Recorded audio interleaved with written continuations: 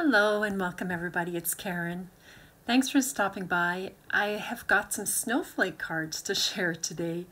I'm using the Paper Rose new Christmas snowflakes as well as all these word sentiment dies here. Now these are beautiful. You can see that lovely scrolly bottom on the bottom of the piece right there. And they've all got that. They're just so pretty when you die cut these out.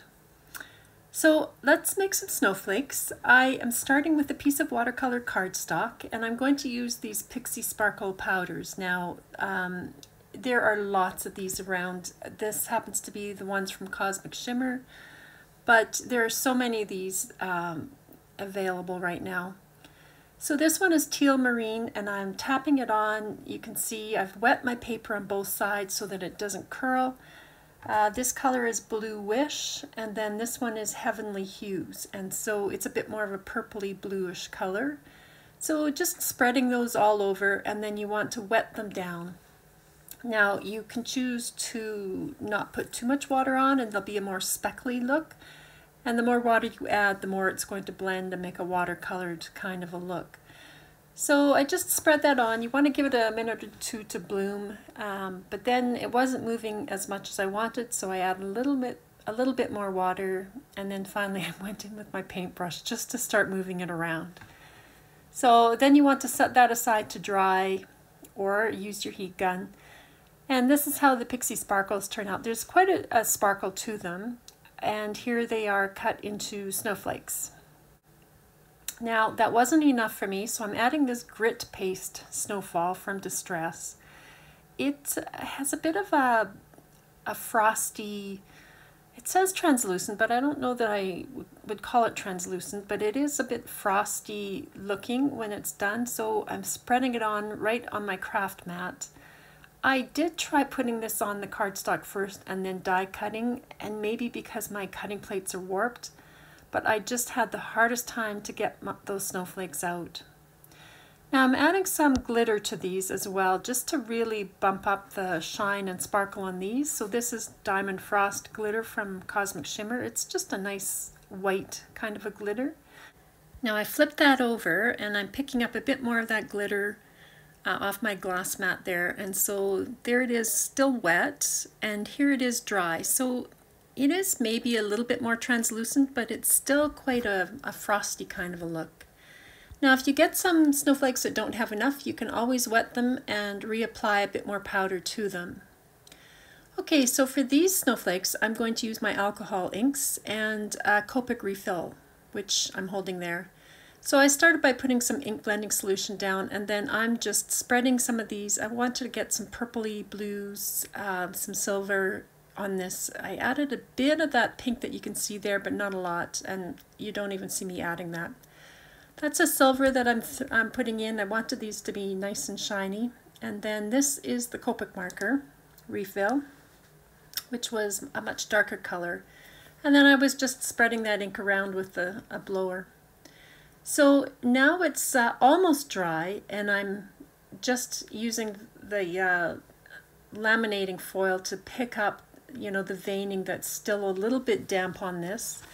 You don't want to use hot foil for this. It's the reactive foil that you need to use. But it's so pretty when it picks that up, and you'll see here, you can see that shine from the veining right there. And these are the alcohol inks cut into snowflakes. So it was a really pretty mix of blue and purples on this one and silver, I thought. Now this is regular cardstock, and these are metallic gilding polishes from Cosmic Shimmer. I'm going to list everything down below because I used an awful lot of stuff in this video, guys, but I'll try to list it all. But here you can see I'm just ink blending with the darker of the two blues, or bluey greens, and it's a very messy ink blending job. These gilding polishes come with their own little applicator built in the lid.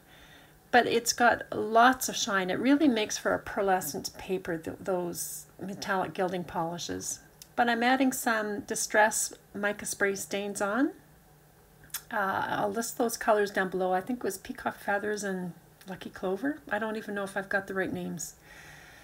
And that's it dried. And then when I went to cut these out, I have to say I was a little disappointed that there wasn't more variation in color. so maybe I should have done a worse ink blending job.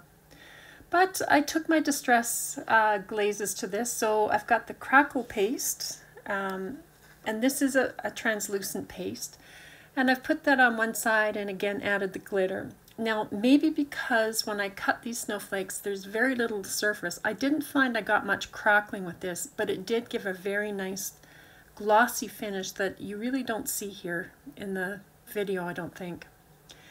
But it was quite pretty. And then here's the grit paste. Now I've got quite a bit of clumping on this large one, but I actually quite like that. I think my paste is drying out a little bit, but it kind of gave a snowy look to it, I thought.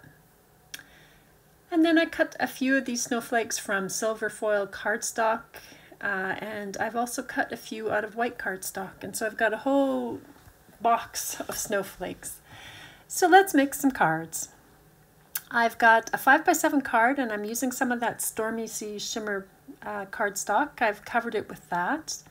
And then I'm also going to use the stitched square frames dies, and I've cut that out of white. I just wanted to get a bit of a geometric pattern with this, so I'm taping with low-tack tape my big square down so I can measure where I need to cut these smaller squares. And I taped them together, so I cut them at the same time, and they were both the same size then. And so now I'm just going to glue these back. So I started with the big one, and I'm just gluing that right down in the, well, I hope that's the center. I just eyeball everything, so I never know if they're quite right or not. And then I'm going to glue the rest of these square pieces down, just eyeballing, hoping that they're sort of lined up. And then I've glued 2 silver snowflakes down, and then this one I'm going to glue right down in the middle over top of that. And now this is going to be a winter birthday card, so I am putting this wishes on because I think, you know, there's lots of people that have birthdays in the middle of winter, and a snowflake is just a really pretty way to make a birthday card, I think. So there it is. I've added a few little pearls to this one on the snowflakes and all around. And then just the wishes, so kind of simple. I think it could be a fair man, maybe, this card, maybe. Okay, so for this card I'm using thick vellum, as you can see there. I'll link to this down below. It's from Amazon, but it is really nice and thick, this vellum. And I've got some more of the metallic gilding polishes, and again I'm going to do a messy job of ink blending, but I wanted a bit of an ombre, so I'm starting with the darker purple and spreading that onto this vellum. It goes on really fairly easily, actually. And then I went to the blue, the darker blue, and finished off with that light green color. And so now it does curl a little bit when it's still wet, that stuff, but if you let it dry, I actually blow dried it so it uncurled. But I'm using the Tufted Elegance 3D embossing folder, and you can see how well it did on that vellum. So I wanted to frame this so I didn't have to worry about attaching it. So I've got the stitched rectangles die, and I've got the largest one, and I had to do a little extended die cutting on that 5x7 card front. But then I've put some glue down on that, and I'm just going to glue my vellum piece to that frame to start.